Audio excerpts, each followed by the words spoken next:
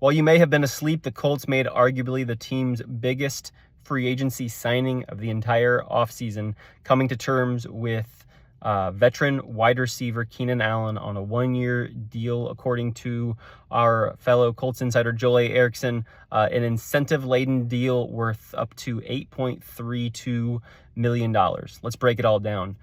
This has been a move that the Colts fans and even media, myself included, have been clamoring for months. If you think back to where the Colts offense was 12 months ago, they not only had Michael Pittman Jr., who you would say was the team's number 2 wide receiver throughout the 2025 season. They also had up-and-coming wideout A.D. Mitchell, the 4th guy on the depth chart. They traded away both of those wideouts in the span of just a couple months. A.D. Mitchell in the middle of the 2025 season, Michael Pittman Jr. in March ahead of the start of free agency. And through the entire offseason, we've been waiting for the Colts to add another starting caliber wide receiver to this unit, alongside Alec Pierce, who is, of course, yet to hit the practice field this offseason as he continues to rehab a late March ankle surgery, and slot receiver Josh Downs, along with starting tight end Tyler Warren. Throughout training camp, we have seen the Colts work through veteran wide receiver Nick Westbrook-Akine, the only wide receiver that the Colts signed outside the organization this offseason in free agency.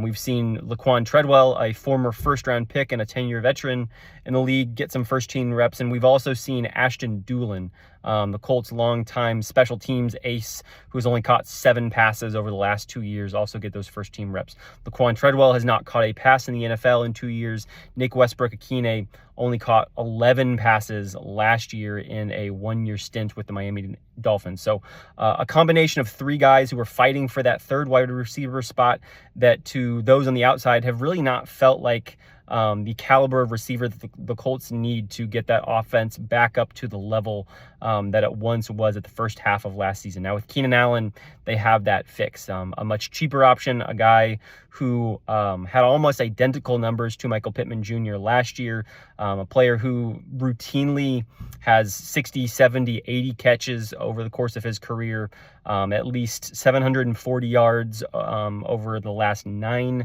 years of his career, somewhere between 4 and 7 touchdowns or so. Just a very reliable short distance receiver, a guy who can be a little bit of a possession receiver, get you first downs, fight for yardage over the middle of the field, be the type of receiver, frankly, that Michael Pittman Jr. was in lots of ways, a receiver that the Colts didn't really have on the roster without him.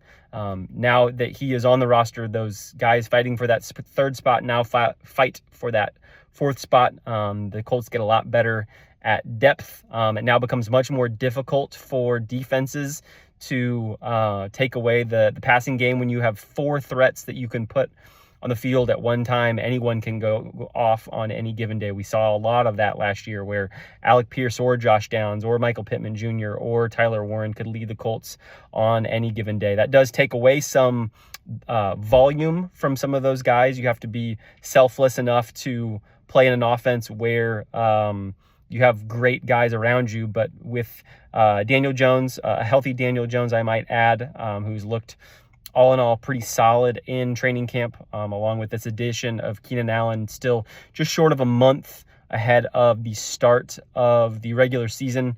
While we still wait for Alec Pierce to return to the practice field, a very good move to bolster the strength and the depth of this offense. It felt like that was the last remaining piece that we could realistically expect for the Colts to add before the start of the season.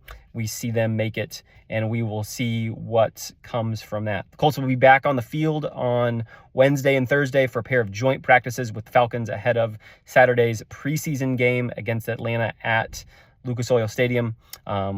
Joel and I will have a podcast where we talk about this Keenan Allen news. We will have some stories from training camp. I encourage you to go check out our news story and my insider story on the Keenan Allen signing on IndyStar.com, and we'll have a lot more for you on that and the rest of Colts training camp on IndyStar.com in the next couple days. Thanks for watching.